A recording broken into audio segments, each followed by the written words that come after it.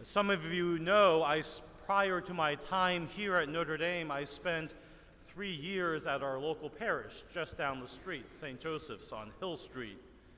And it's really that assignment that made South Bend home for me. I was fully enmeshed in the South Bend community, and it really took on its place as my home. As a result, when I returned to Notre Dame to begin my ministry here, there were some interesting moments of transition. One of them was this. The first couple of weeks, I had to go to the store to procure some supplies for my apartment, for the kitchen, that sort of thing. It was a Saturday. The Grape Road reality on a Saturday really should be some sort of Olympic event. And so I charged right through it.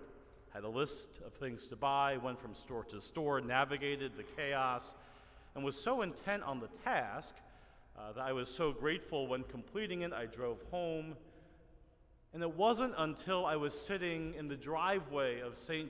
Joseph Parish Rectory looking for the garage opener that I realized I don't live here anymore.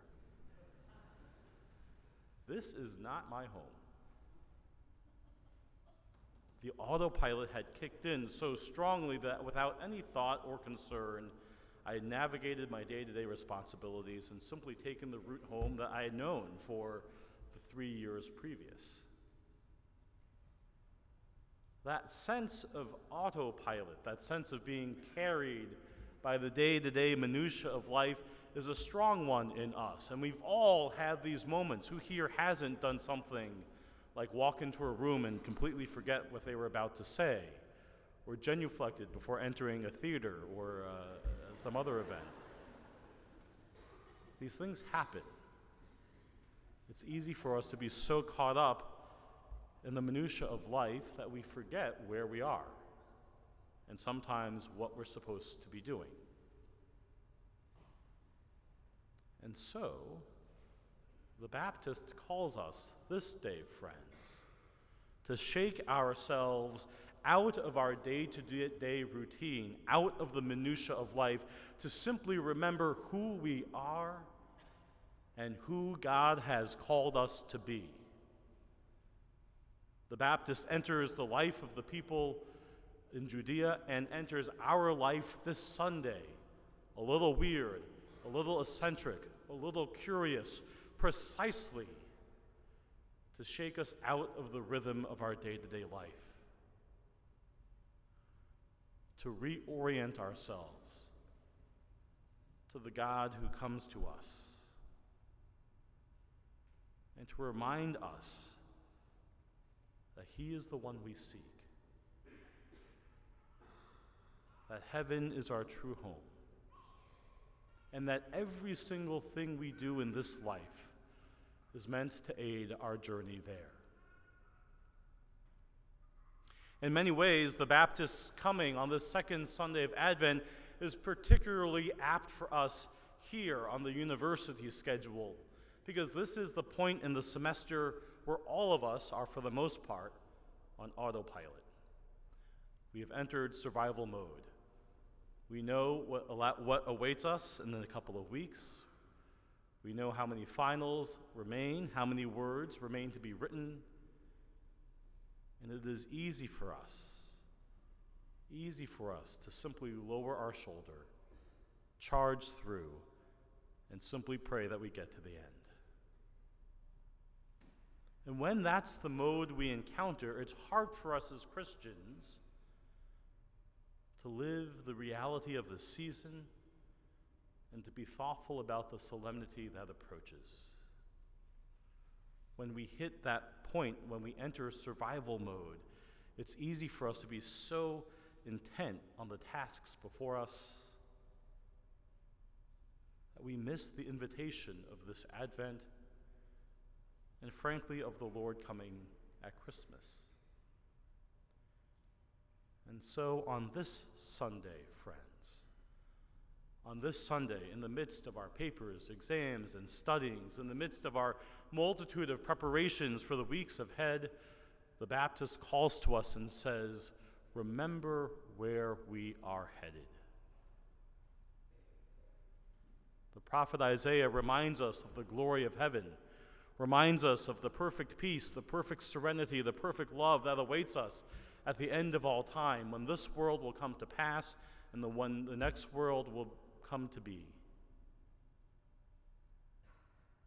We are reoriented at this Mass to the singular goal that awaits us as Christians, the goal of heaven. And we are reminded that everything we do, all that we are, is meant to aid our journey there. My friends who are about to enter the order of catechumens, who are about to be welcomed as preparing for the great sacrament of confirmation, in many ways, you have been shaken out of your routine because the Lord has called you to take a step closer to Him. And your willingness to say yes to God's disruption, to say yes to God's entrance into your life, is a witness and model for us all of what it means to be attentive to God's word, what it means to listen to His voice and His Spirit present in that work in our life. It is with deep gratitude that we welcome you as seekers to relationship with Jesus Christ. It's with great appreciation that we thank you for the great witness and symbol that you are in our own faith lives.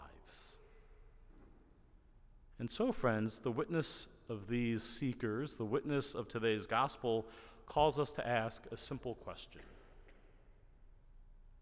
How is God calling us to be more attentive to the life of heaven? What might God be inviting us to let go of? What habit, what train of thought, what occupation or preoccupation that keeps us rooted into this life and prevents us from journeying to the next? What might God be calling us to embrace? What virtue, what pattern of prayer, what new outlook on life might God be calling us to take on to facilitate our growth in heaven, to heaven? If we let God disrupt us this day, to shake us out of the concerns of this life and reorient our concerns towards heaven, we know that He will give us the grace, the Spirit necessary to walk that journey each and every day, so that we will find Him at the end, inviting us into His perfect and eternal kingdom.